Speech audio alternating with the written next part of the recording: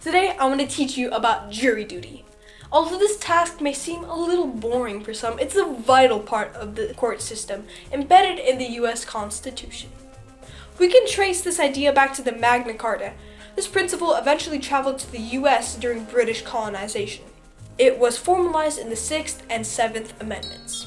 Let's dive into what juries do. First, people are chosen from local voting registration lists or DMV lists.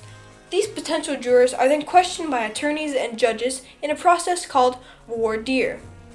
The lawyers can remove jurors for cause if they suspect that this juror is in fact biased. If so, they will make a formal request to the judge that this juror should be removed. If the judge agrees, the juror will in fact be excused. If you are chosen to be a juror, then you will hear the opening statement, the evidence, and finally the testimonies. After this, the judge will provide instructions on how the law actually applies to this case.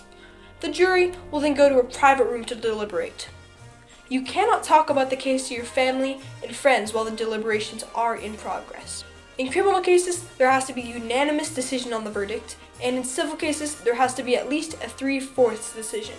This process can be confusing because while the jury actually decides the verdict, the judge decides how the law applies to the outcome of the case.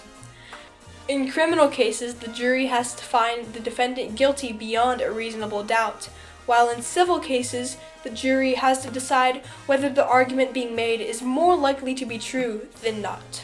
If the jury cannot decide on the verdict, then it is declared a hung jury, meaning it is a mistrial. In conclusion, juries are vital to the US. Although it may feel like a slight inconvenience sometimes, we should be thankful for it, because without it, nobody would really have a fair trial. Thank you.